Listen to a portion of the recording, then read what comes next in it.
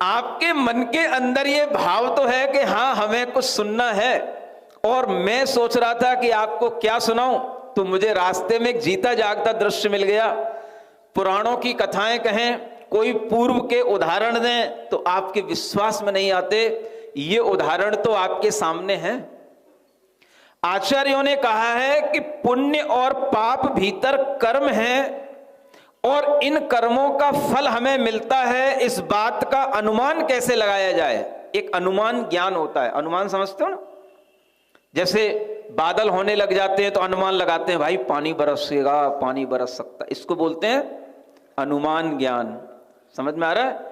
ऐसे ही जब इन कर्मों का फल हमें इस तरह से दिखाई देता है, सुंदर शरीर है, देखने की भी क्षमता है, पूरे हाथ हैं, पैर हैं, पूरा शरीर मिला हुआ है, बुद्धि भी चल रही है, लेकिन बोल नहीं सकते, सुन नहीं सकते, तो भीतर ये अनुमान आप लगा सकते हो कि भीतर पाप कर्म के फल से हमें इस तरह का परिणाम देखने को मिलता है।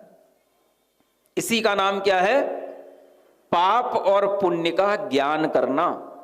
और ये पाप और पुण्य का ज्ञान अगर हमारे दिमाग में चलता रहता है तो हम कभी ना कभी अपने आप को पाप करने से बचा लेते हैं। मुनियों के उपदेश, जिनवाणी के उपदेश हमेशा पाप से बचाने के लिए ही होते हैं।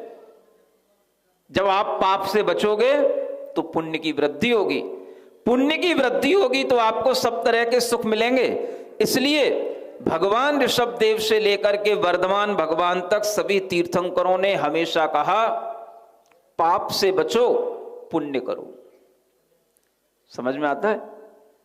अगर आपके जीवन में भी पुण्य आ गया और ऐसी आपने उत्कृष्ट पर्याय प्राप्त कर ली, ये तो आपने पुण्य से कर ली, अब आप फिर से वही काम करने लग गए।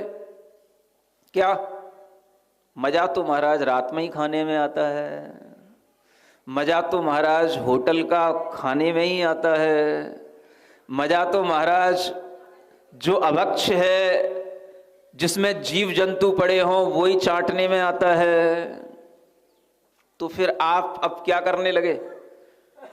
बड़े होने के बाद, पुण्यात्मा होने के बाद में अब आप पुण्य की अहंकार में आ गए। मैं तो पुण्यात्मा हूं, अब मुझे क्या करना है, मुझे कौन रोक सकता है? मेरे पास पैसा भी है, मेरे पास फ्रीडम भी है, मेरे पास सब कुछ है, कौन मुझे रोकेगा? तुम कौन होते हो मुझे रोकने वाले?